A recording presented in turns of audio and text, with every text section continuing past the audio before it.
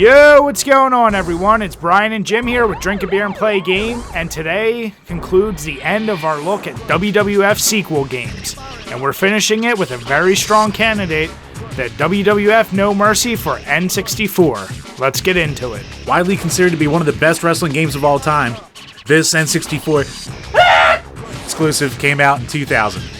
Ow! Worth it! It was developed by Asmik and the Aki Corporation and published by THQ.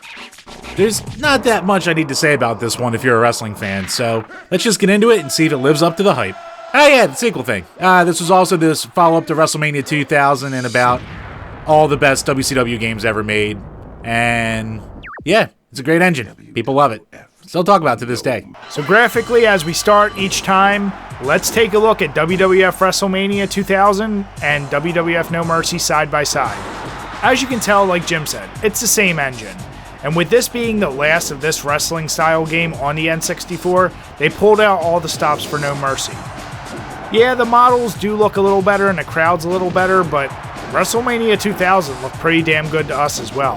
This was just the final polished product. So sticking with No Mercy, if you were a wrestling fan at the time and you didn't have PlayStation or you enjoyed this model, you weren't going to get a game that looked much better to represent WWF, especially during the Attitude Era. Like we said, the crowd looks great. Each of the wrestlers looks great. The ability to have each wrestler have 4 different outfits, costumes, whatever the hell you want to call it, that was a really cool feature. They had backstage areas, and you can have up to 4 wrestlers in the ring at once with absolutely no slowdown. Of course, by today's standards, the models tend to be a little blocky, but once again, when we're judging these games, we're comparing it to games of the same type and of the same system. And let's face it, N64, most things kind of have that blockiness. But where this game also really shines is just the animation.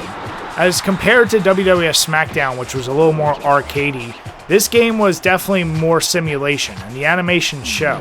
All the moves look great, they're modeled really well, so keeping all that in mind, we gave this game 8s. Sure, it's not completely perfect, but it's well above average, and as I mentioned, comparing this to all the other wrestling games on the N64, this is top of the heap. And when it comes to beers, I'm not even going to add any. This game looks just fine. Alright, the sound. Pretty good package here. I'll start with the sound effects, and I'll say that they're good. They get the job done. They're not anything overly spectacular, but the hits sound the way they're supposed to. There's some minor grunting going on during the matches from the wrestlers, but you're not going to hear any catchphrases. There's no commentary during the matches, which can be a good or bad thing depending on how well it's pulled off. But the whole ambiance and the crowd noise and just the way everything comes together makes you feel like you're at a real wrestling event. The music for the game, it's hit or miss. When it's good, it's pretty damn good, and at worst, it's generic.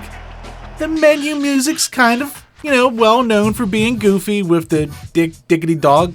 I don't know where the hell they pulled that out of their ass from, but people still remember it all these years later, so I guess there's something to be said for that. Jim, were they trying to bring back the soul? You might be right. So, the music during the entrances it's not as good as you can expect on, say, SmackDown because it's not CD quality. It's a cartridge, it's going to be compressed, but what you get does sound pretty good for what it is, especially for the fact that this game doesn't use the expansion pack, so there's a lot of quality and care put into the sound package in this game. Concerning the system, Brian gave it a 7, I gave it an 8. He found some of the music to be a little too generic, which is a fair assumption. And when it comes to beers, I'll add 1 beer for Dickety Dog. The control is one of the stronger areas in this game because it is just as simple as can be for a wrestling game. Unfortunately for this game, it's on the N64, so you have that terrible controller. It's not terrible! Everyone disagrees with Jim, and he's a loner in that because this is the only system he had growing up. I'm right! He also had a Mac, so That was not my fault. That was not my choice. So the control was super simple. You have your attacks and you have your grapples. If you hold down either button, you'll do a stronger version of each. And your grapples, you just hit the direction and another button. And of course you have to use that goddamn awful C-pad to run and move in certain directions. And you can roll out of the way, evade people. So there is a little bit of nuance to how you wrestle, but it is very simplistic. I already mentioned it is more of a simulation style, so it's not going to be as fast-paced as, say, the SmackDown game, but the most important thing, it's very responsive. And the one unique thing is that you actually use the analog stick to pull off the special moves in this game. It's a nice touch because I think they needed to stick with the D-pad for movement here, as opposed to trying to make the analog stick for your movement. So that's something we appreciate as well. There's really no complaints about the way you work the control for the blocking, which can be a big issue in a lot of future wrestling games. Honestly, there's not a lot to complain about here. Me personally, I still just don't like using the N64 controller, but I still had plenty of fun with this game. And when it comes to scores, Jim gave it a 9 and I gave it an 8. And when it comes to beers, I'm only going to add 1 for Jim just always being so goddamn wrong. No! Don't argue with the people's champ. Bitch! The gameplay. So, like we said before, this is the last of the Aki Engine games for, well, at least in North America for the N64. So at this point, it's pretty much perfected. Ever since WCW vs NWO World Tour, they've just added more game modes, added more movesets, added more combinations, added team-based moves, added all these different taunts, really heightened the amount of moves you can do, and it's just, when it comes to wrestling simulation for the era, you're not going to get better than this game. There are so many game modes in this friggin' game, besides a crazy big story mode, and really fleshed out story modes for every single belt in the game. So when you get to all the different game modes, you have cage matches and ladder matches, which are finally introduced. Besides, you have all the Lumberjacks and Royal Rumbles and Bedlams and 2-on-1s and 3-on-1s and just all the different versions you can have.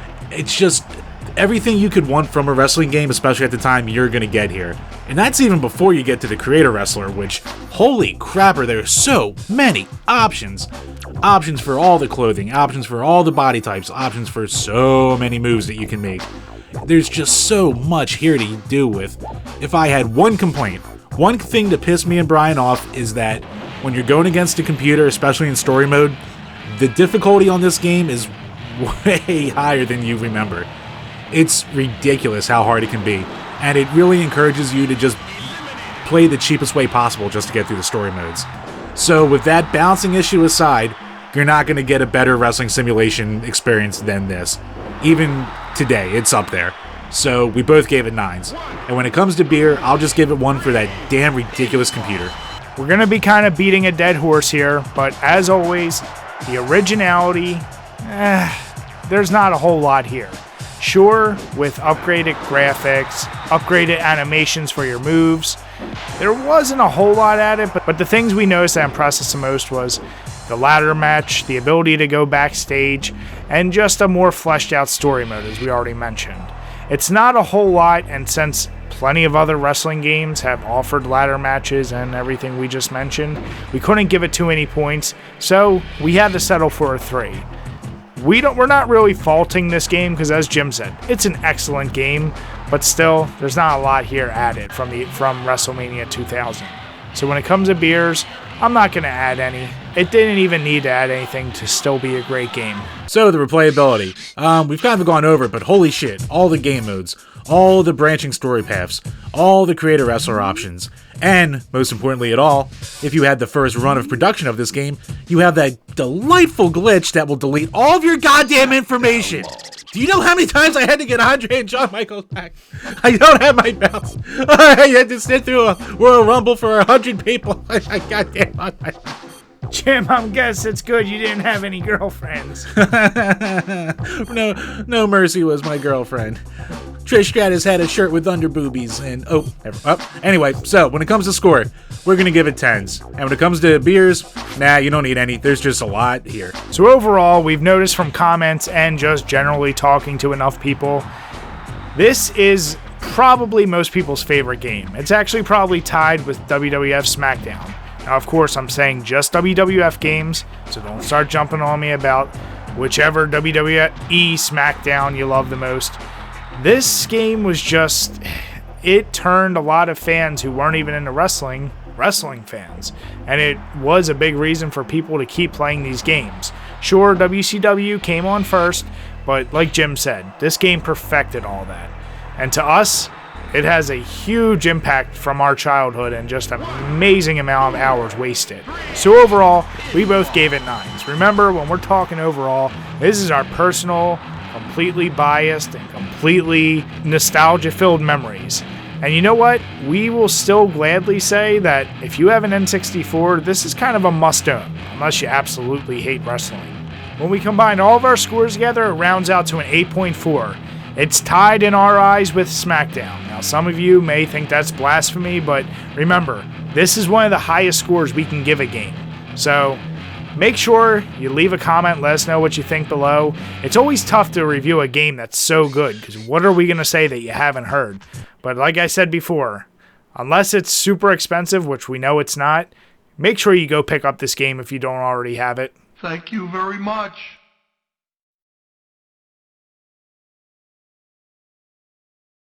When it comes to beer pairing, I had to go with a beer that Jim and I both agree is excellent. So, I chose the Springhouse Brewery Big Gruesome. It's their chocolate peanut butter stout, and god damn is it delicious.